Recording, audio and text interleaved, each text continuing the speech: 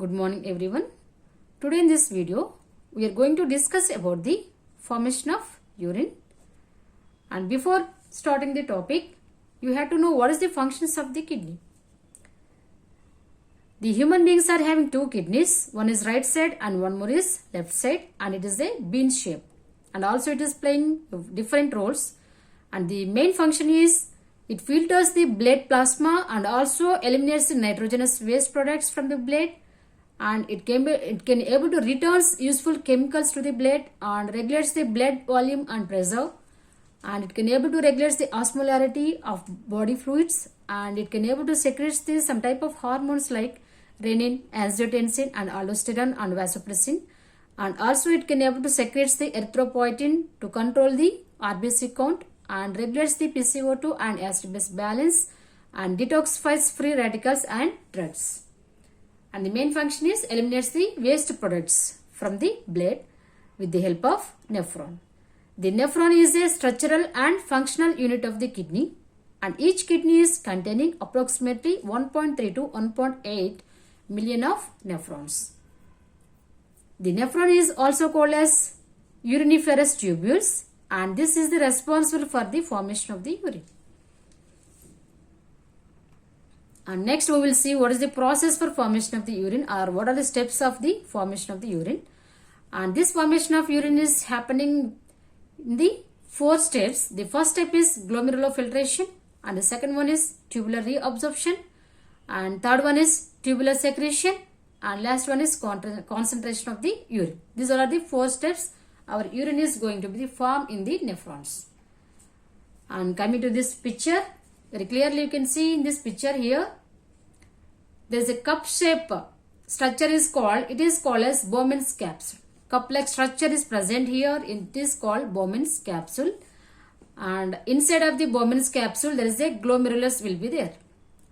This is called as glomeruli or glomerulus. Inside of the glomerulus there is a red color capillaries is there, it is called as capillary network. And in this glomerular structure there is a podocytes also will be present, especially in this area. Okay, under this capillary network there is a podocytes will be there. It is a small structure is there, it is called as podocytes. With the help of podocytes the all type of useful and unuseful material is filtering. That is the main function of podocytes. And next we will discuss about the Bowman's capsule. This Bowman capsules is having 2 types of arterioles, and one is efferent arterioles. This is somewhat wide, and the second one is efferent arterioles. It is somewhat narrow. And this efferent arterioles is doing the main function for the glomerulofiltration. The first point is glomerulofiltration rate. This glomerulofiltration, each nephron is doing the same function in the both kidneys, and there is a millions of nephrons are present in the kidney, and the nephron is having the capacity to filter glomerulofiltration 120 ml per minute, and also 180 liters per day it is having the capacity to filter the blood. And coming to here, the glomerulofiltration, it is the first point, and here it is also called as ultrafiltration or pressure filtration. And the efferent arterioles, it is white. This efferent arterioles are carries the blood into the glomerulus. Okay, this carries the blood into the glomerulus. That is the main function of efferent arterioles. This is white. And coming to the efferent arterioles is taking the blood away from the Bowman's capsule. That is the function of efferent arterioles. Here one thing you have to remember very clearly, this efferent arteriole is a white. That's why it is taking this so much amount of blood into the Bowman's capsule. But efferent arteriole is narrow. See in this picture here very clearly it is there. Okay, efferent artery is narrow, but that's why it cannot take more amount of the blood to out of the glomerulus. Due to this reason, what is happening in the Bowman's capsule, there is increasing the pressure. Okay, the efferent arteriole is giving the more blood to the glomerulus. It has to go out with the help of efferent arterioles. But here efferent arteriole is having narrow in nature. narrow in structure. So that's why very little amount only it can able to take from the glomerulus. Due to this reason, there is increasing the pressure in the glomerulus. It is called as pressure filtration.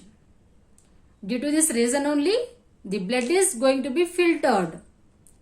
What is the reason? The efferent arteriole is having the wide in nature and it is taking more amount of blood into the glomerulus. At the same time, the efferent arteriole is a narrow in nature, but it cannot take proper blood away from the glomerulus. Only some amount only it can able to take. Due to this reason, there is increase in the pressure inside of the glomerulus and Bowman's capsule.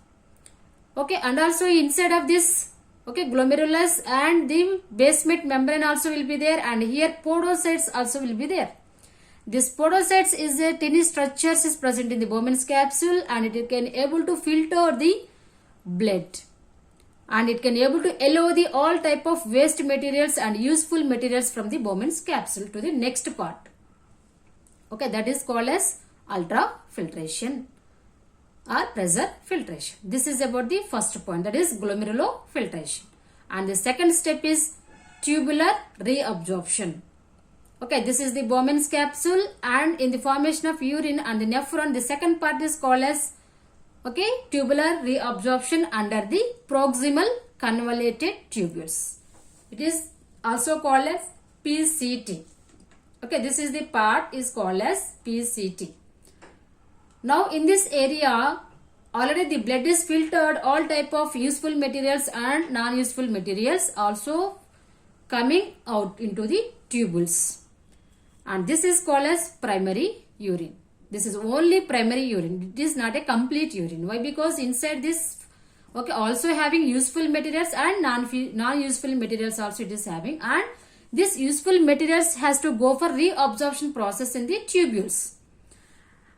Why? Because it is useful for the blood. That's why it has to go for reabsorption process. See, in this blue color structure I have given the symbols. This is the filtered urine. This is called as primary urine. After filtering the blood, the useful and non-useful materials is coming to the proximal convoluted tubules. This is called as primary urine. Now this primary urine is moving like this. And in this area, proximal convoluted tubules, PCT area, this primary urine is going to be reabsorption.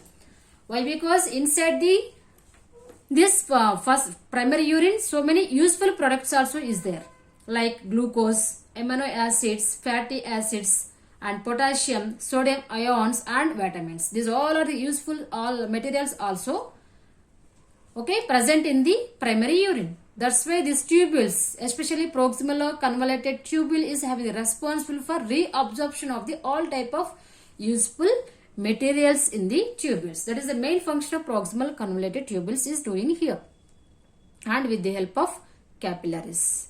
This capillary network is present starting from the efferent arterioles. This efferent arterioles is dividing like a small branches with the help of capillary network. So that is the second point, tubular reabsorption. And coming to the third step, tubular secretion.